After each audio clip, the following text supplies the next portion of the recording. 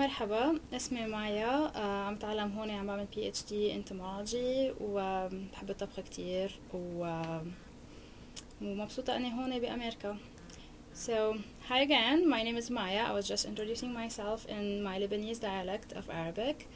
I said that I'm doing a PhD in entomology here, and I like cooking. I do actually, and I'm enjoying being here in the US a lot. Today I'm going to introduce you a little bit to my dialect, the Lebanese dialect, which is a version of Arabic. I think most of you are familiar with having Arabic as one language. In fact, Arabic is a group of a lot of different languages. One common thing between them is the alphabet that it's written with, and usually we write that alphabet from the right to the left. So unlike French or English that are written from the left to the right, we actually write from the right to the left. And the written Arabic is common between the countries, and it's actually the language of the Quran. So most of the Muslims in the Arab world know that language because they have to learn the Quran, but they don't speak it the same way. And most of the countries actually speak different languages that are not understood by other countries. So for Lebanese, for instance, we don't understand what North African Arabic is, or even more like toward the Gulf region, some of the dialects are really not understandable for us. We understand Palestinian, Syrian, Egyptian because they're closer to us, and there's a lot of common words between the two dialects. So one of the major influence on the Arabic that I think had affected its diversion into different languages is the history of the region. And I'm just going to give you an example about Lebanon. We have been a part of the Ottoman Empire for a little while, and then we've been ruled by the Roman Empire and by Egyptian pharaohs for some time, and then by most lately we've been a French colony after the First World War, when the distribution of the region had happened. And if you just listen to Lebanese Arabic, if you know the language, you'll notice that there is a lot of interference of French. So we use a lot of French words when we speak. We also have a lot of words in our dialect that are rooted in the Turkish language, or even some Roman influence to the formation of some of the words. One fun story that we always joke about all the time here is that whenever we greet each other, we say hi, kifak, and hi is just your hi, the English. Kifak is how are you in Lebanese, and it's addressed to a guy. So when you address it to a woman, you'd say kifik, and then the other person would reply ça va, which is the French version of I'm good. So we use that. That's like the most common way of greeting. We also use a lot the bonjour, bonsoir, which is the French good morning, good evening, and we don't really use the Arabic ones. The other day, actually, the guy in the post office was asking me how you say hi in Arabic, and I'm like, we just say hi. So we really don't use the Arabic, which is mas al khair or sabah al khair. We don't use that as much in Lebanon. Some of the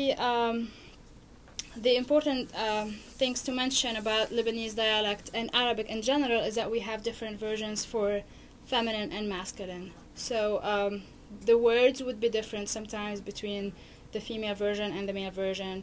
The verbs are different mainly by adding, the more common rule is that we add a K letter at the end, and that K would have a different accent between masculine and feminine versions.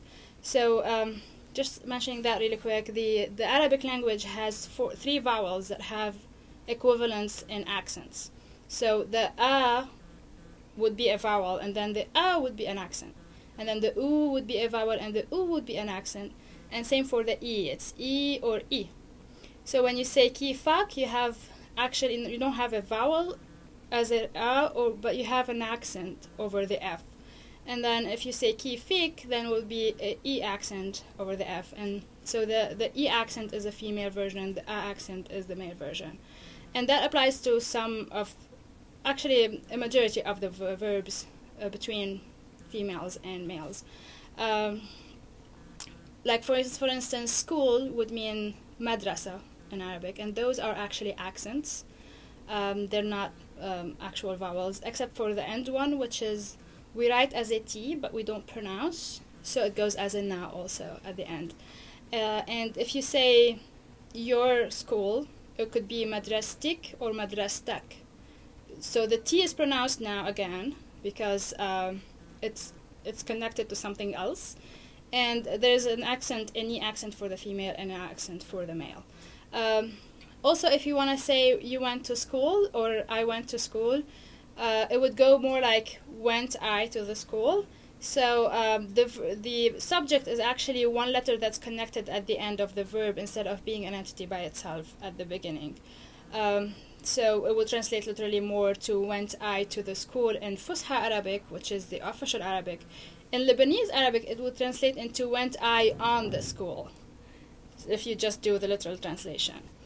Also, if you say I eat with the spoon here, we would say more like something like I eat in the spoon in the present tense, or ate I in the spoon in the past tense.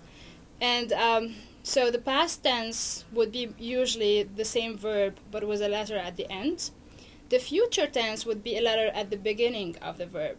So we would add C, or actually it's a C, it's an S with a A accent, so it's a sa'amal, which means I will do. So the first letter would be at the start of the verb.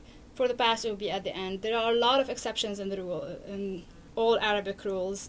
We actually used to have more exceptions on the list than the lecture itself for all the grammar lectures. So there are a lot of not really